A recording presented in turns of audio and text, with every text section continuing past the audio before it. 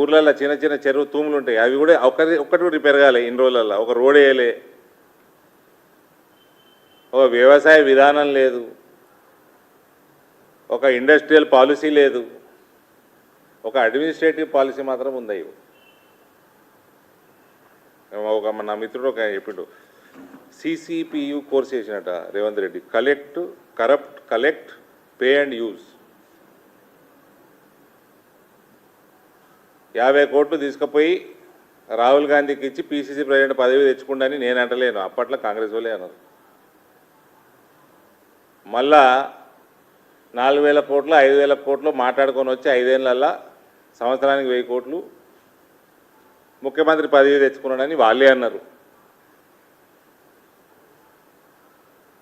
ఇక ఈయన ముఖ్యమంత్రి, ఈయనని ఎందుకు కావాలంటే కలెక్షన్ ఈయన మంచిగా చేస్తాడు, అందుకని ఇప్పుడు కాంపిటీషన్ నడుస్తున్నది ఆడ. ఒకటి 8% అంటున్నాడు, ఒకటి 10% అంటున్నాడు మంత్రి, ఇంకోటి 12% అంటున్నాడు. ఆ పొంగులేటి శ్రీనివాసరెడ్డిని ఈ మధ్య తీసి భగవడేసినట్టున్నారు. ఆయన మెయిన్ ఫైనాన్సర్ వీళ్ళకి. ఆయన రూపాయి ఫైనాన్స్ చేస్తే 10 రూపాయలు సంపాదించేసిండని పక్కకు పెట్టిండు. ఇంక నాకంటే ఎక్కువ సంపాదించేస్తాడేమో అని కాంపిటీషన్లో. ఈ రకంగా నడుస్తూ ఉన్నది వీళ్ళ ప్రభుత్వం.